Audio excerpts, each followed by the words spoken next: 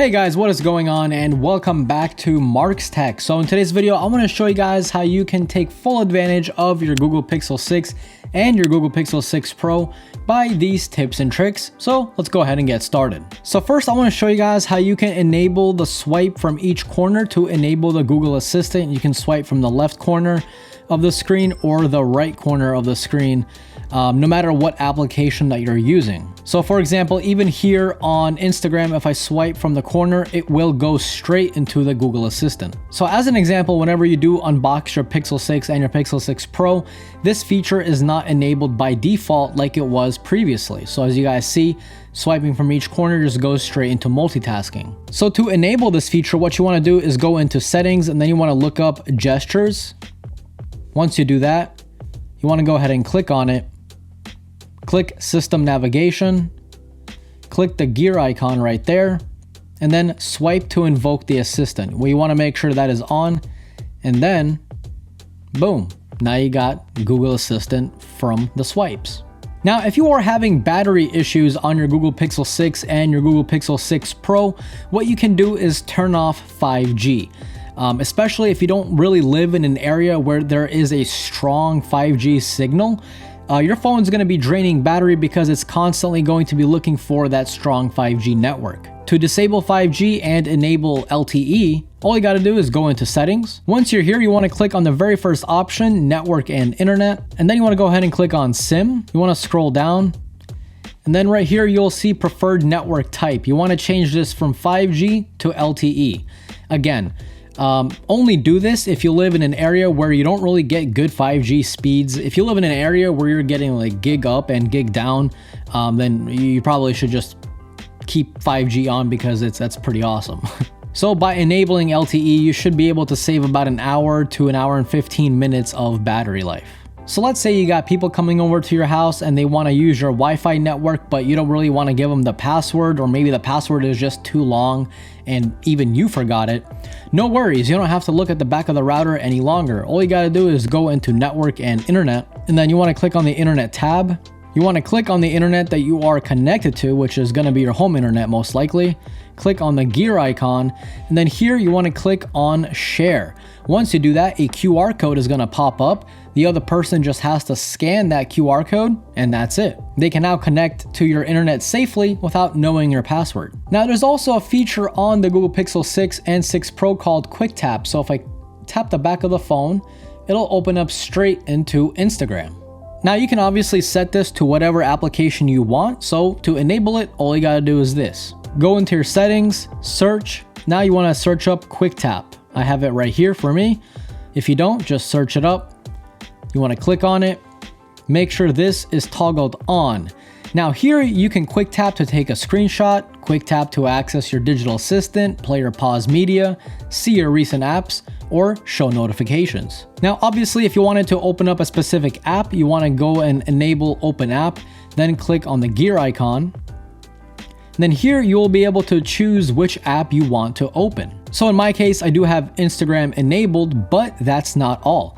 There is a little gear icon right next to Instagram. So if you click on it, you can actually be a little bit more specific. So whenever you double tap, do you want to just open the app?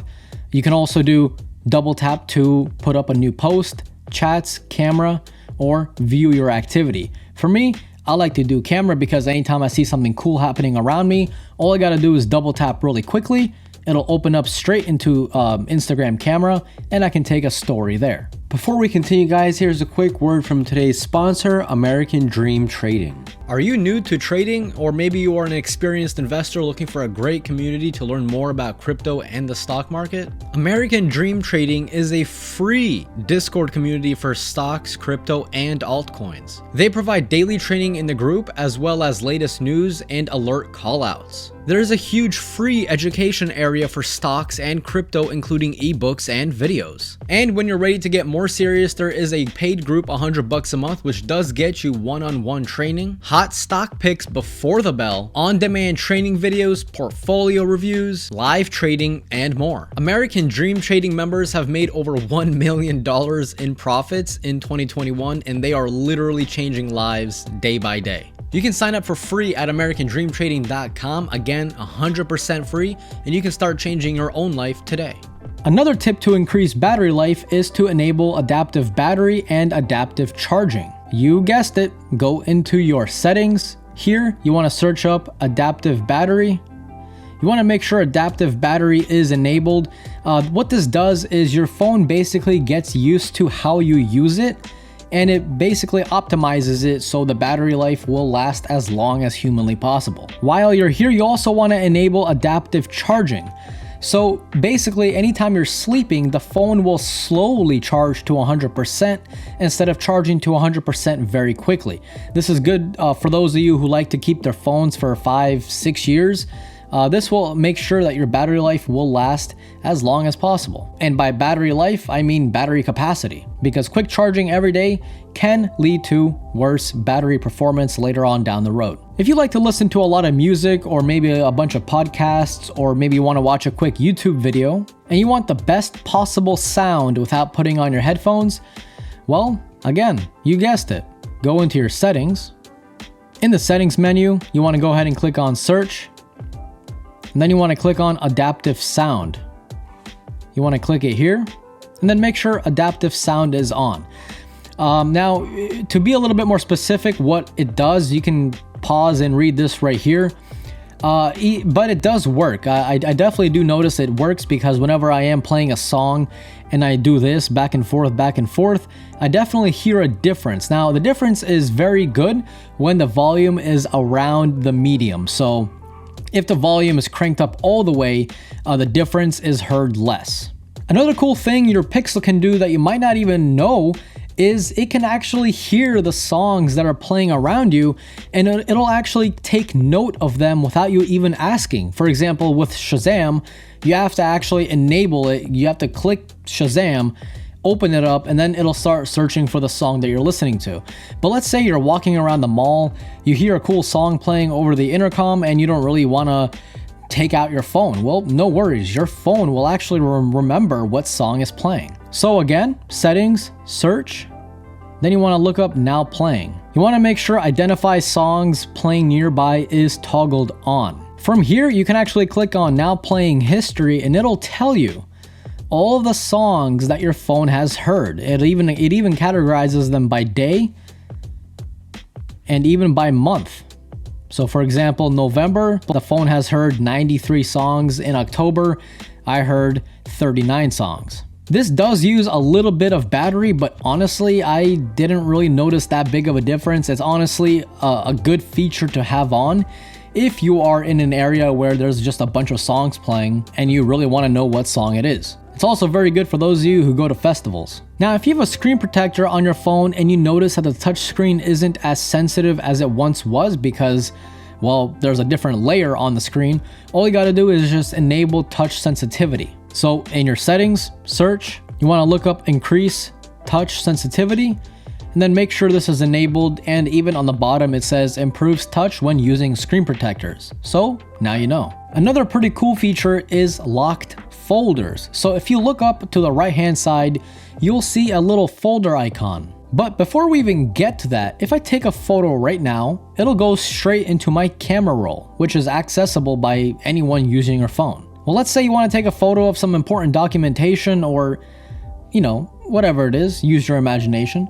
All you got to do is click on the little folder icon right here and then select locked folder. So now if I take a picture, it will not go to your Google Photos library. Now to access the locked folder, all you got to do is open up Google Photos, and then you want to go ahead and click on library. Once you do that, you want to go ahead and click on utilities, scroll all the way down, and then here you will see locked folder, which is only accessible via PIN, or in this case, my thumbprint. And there's the photo. Now in this next tip, let's say you take a photo of a city street and there's a bunch of people and you don't want them in the photo. You're not gonna go up to each and every single person and tell them to leave, right? Well, I hope not. Anyway, instead, you should definitely do this. Go to the photo that you took with anything that you want to remove, and then click on edit, and then go ahead and click on tools, and then click on magic eraser. Now just simply circle the object that you want to erase, And then basically just keep doing that until even the shadow is gone. And that's it. Boom. There's your magic eraser. Now let's say you want to take a long screenshot. So instead of taking a screenshot of this tweet, for example, and then you're like, ooh, I want to take a screenshot of this too. And then I want to take a screenshot of this too. That's already 3 screenshots. So instead of doing that, simply, well, first of all, start out by actually taking a screenshot. Once you do that, just click on Capture More. And then you can just drag down as far as you want. Let's say I want it right there. Then just click the little pen icon and then click Save. There you go. There's your very long screenshot. Did you know your Pixel can actually stop sounding the alarm by you saying stop? So I currently have the alarm on for 1 minute from now. So whenever it does go off, like I said, all you gotta do is just say stop and the alarm will stop. Stop. And hopefully you don't fall back asleep. Now for this next tip, let's say you have a pretty good amount of battery left over, but your friend's iPhone is currently dying, as it always is, except the iPhone 13. Anyway, all you gotta do is go over here, swipe, swipe. You'll see battery share. All you gotta do is turn it on, flip the phone over, and then get your friend's phone